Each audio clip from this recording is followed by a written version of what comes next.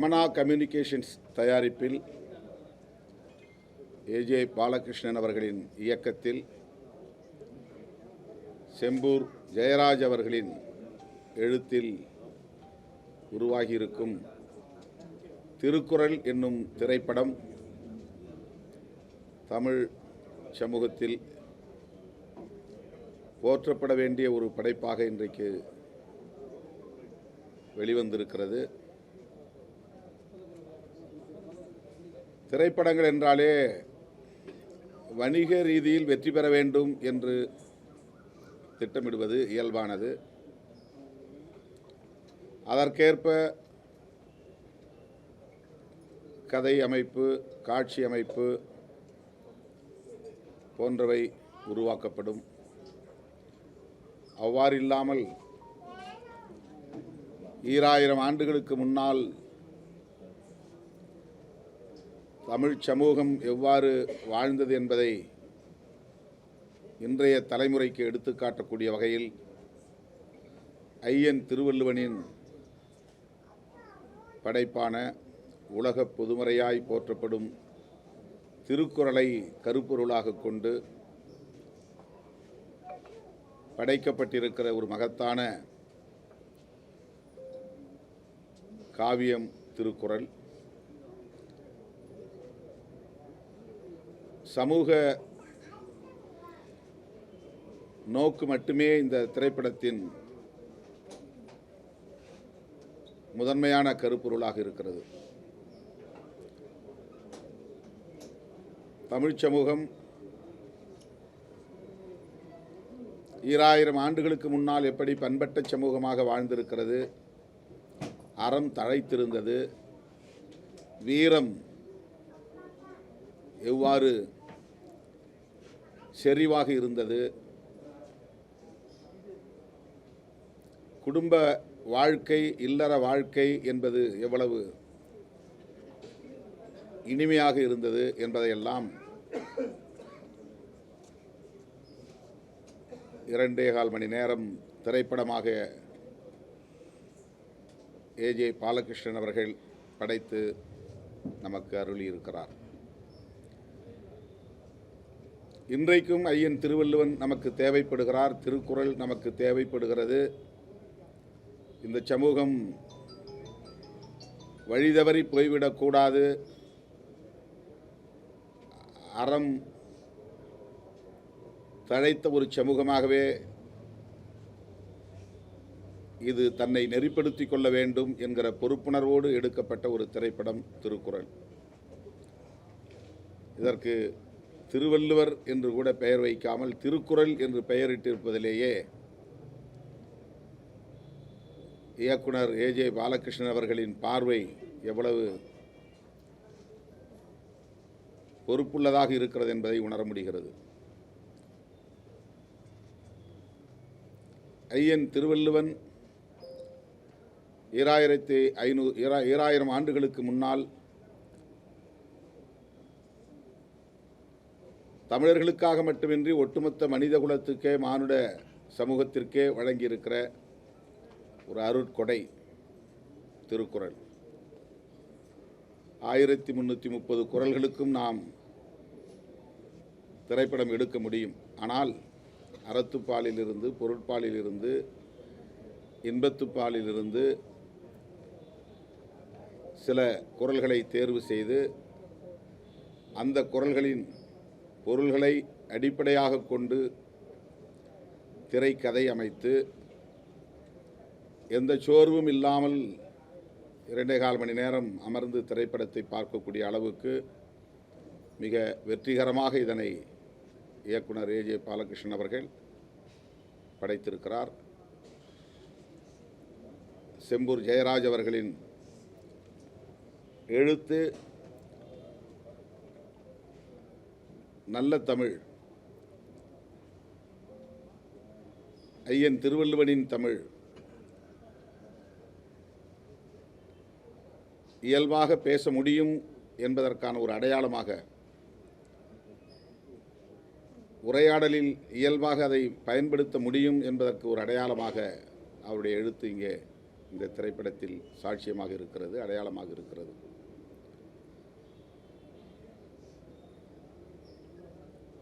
மிக இயல்பாக கலைச்சோழன் அவர்களும் தனலட்சுமி அவர்களும் அந்த படத்தில் நடித்திருக்கிற ஒவ்வொரு பாத்திரமும் தங்கள் நடிப்பு திறனை வெளிப்படுத்தியிருக்கிறார்கள். கேமராமேன் எட்வின் அவர்களும் மிக அழகாக திரைப்பட காட்சிகளை நமக்கு படமாக்கி தந்திருக்கிறார். பாடல்களும் இசைஞானி இளையராஜா அவர்களின் இசையில் உயிர்ப்போடு இருக்கிறது. ஒட்டுமொத்த பின்னணி இசையே இசைஞானி இளையராஜா அவர்களால் படைக்கப்பட்டிருக்கிறது. இந்த திரைப்படத்திற்கான உயிர்ப்பை அவர் தந்திருக்கிறார் இசையின் மூலம். ஒவ்வொரு தமிழ் குடிமகனும் பார்க்க வேண்டிய திரைப்படம்.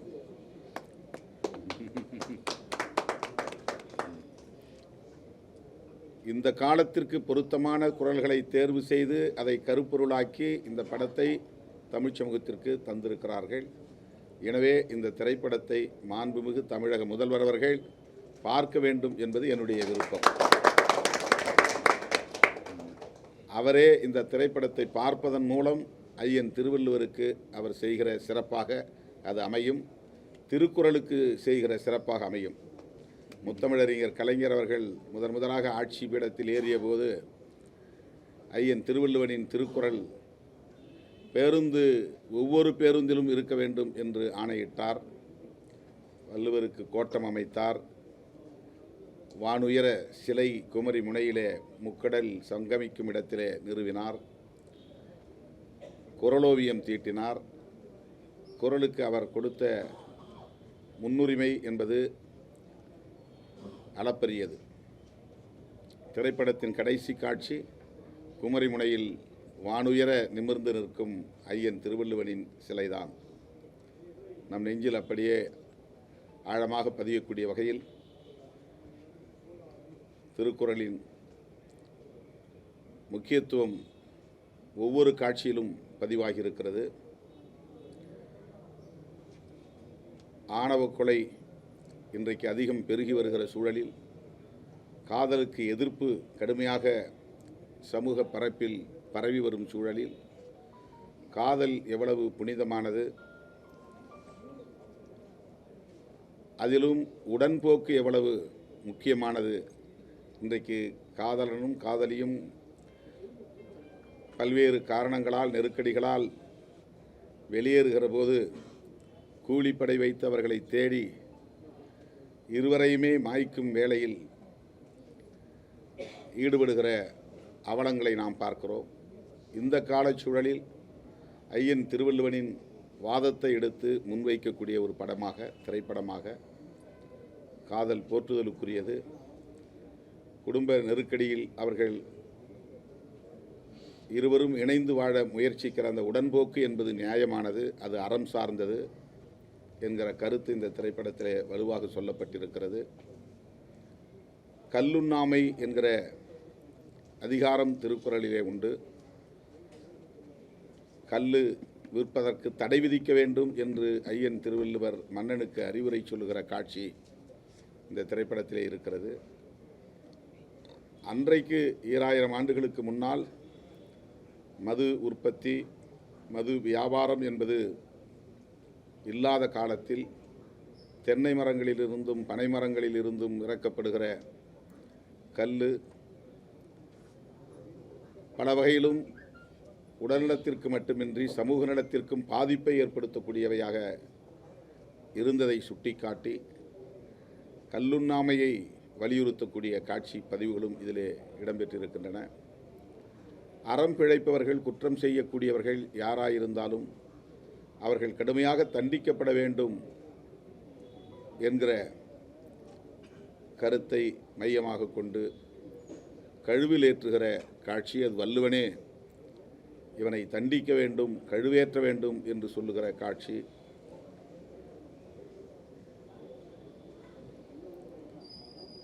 அதேபோல தமிழர்களுக்கு இடையிலே பகை கொண்டு ஒருவருக்கொருவர் மோதிக்கொள்வது, தமிழ் சமூகம் பாழ்பட்டு போகும் என்று ஐயன் திருவள்ளுவன் கவலைப்படுவது, அதற்காக முன்னின்று அரசர்களுக்கு அறிவுரை வழங்குவது போன்ற இந்த காட்சி அமைப்புகள் எல்லாம் நமக்கு பல புதிய தகவல்களை தருகிறது. வெறும் புலவனாக இருந்து பாடல் எழுதக்கூடிய ஒரு பேரறிவாளனாக மட்டும் ஐயன் திருவள்ளுவன் வாழவில்லை. சமூகத்தில் நிலவுகிற அவலங்களை போக்க வேண்டும், பகைமையை ஒழிக்க வேண்டும், அன்பை பரப்ப வேண்டும், காதலை போற்ற வேண்டும் என்கிற பொறுப்புணர்வோடு வாழ்ந்த ஒரு பேரறிவாளன் ஐயன் திருவள்ளுவன் என்பதை இந்த திரைப்படம் நமக்கு படிப்பிக்கிறது, போதிக்கிறது. ஆகவே அறத்தின் மீது நம்பிக்கை உள்ளவர்கள், காதலை போற்றக்கூடியவர்கள்,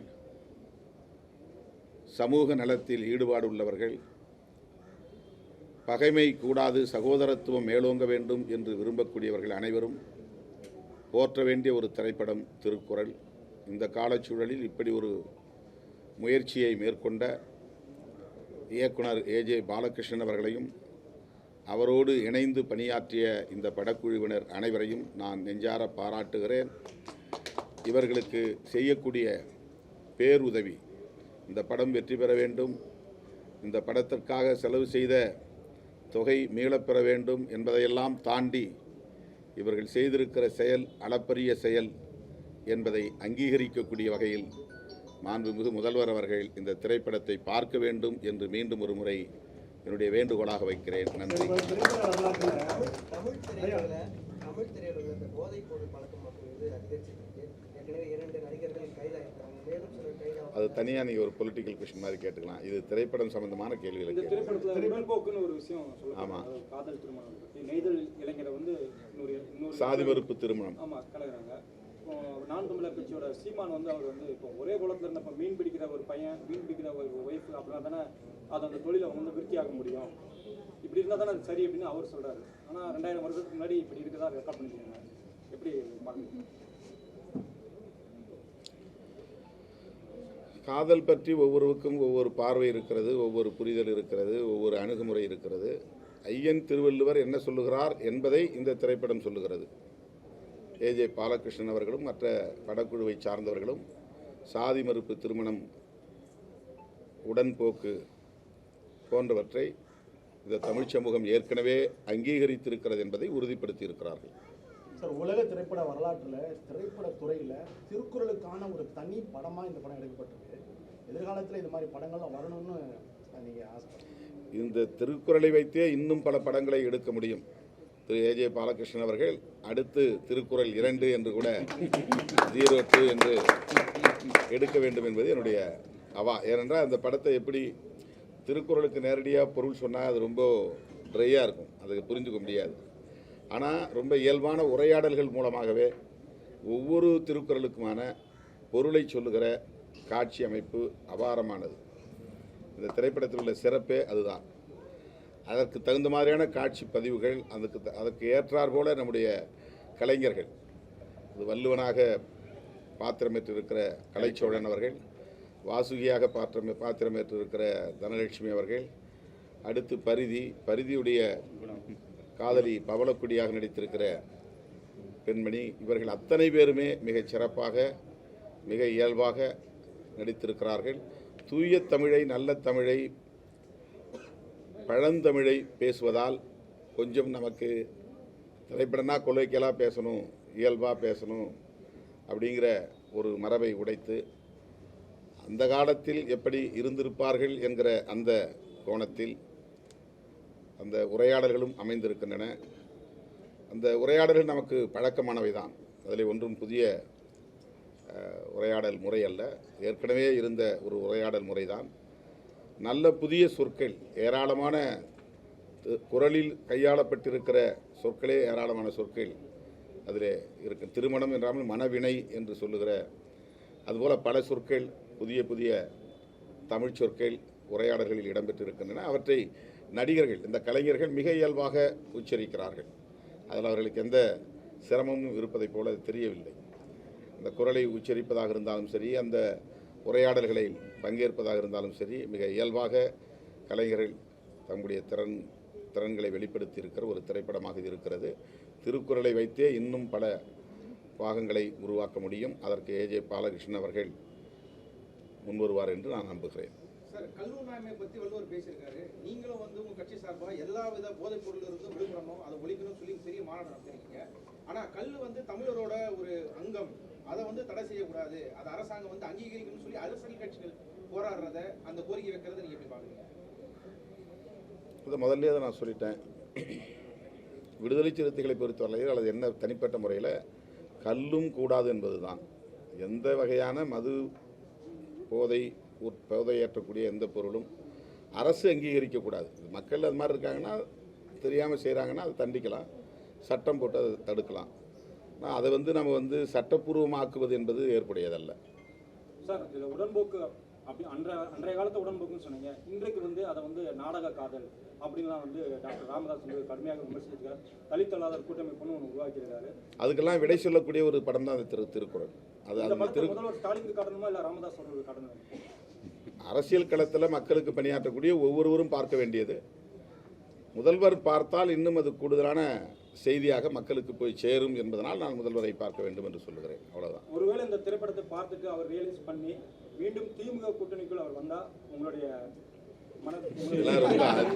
ரொம்ப அதியூகமான கேள்வி இது. ரொம்ப அதியூகமான கேள்வி. அப்படிலாம் நான் நிகழ்ந்துராது. அதான் அரசியல் கேள்வி வேண்டாம்னு நினைக்கிறேன். நீங்கள் திருக்குறள் பற்றி மட்டும் கேட்டிங்கன்னா நல்லாயிருக்கும். அரசியல் கேள்வியில் கேட்டு அது நீங்கள் கம்ப்ளீட்டாக அது டைவெர்ட் ஆகிடும்.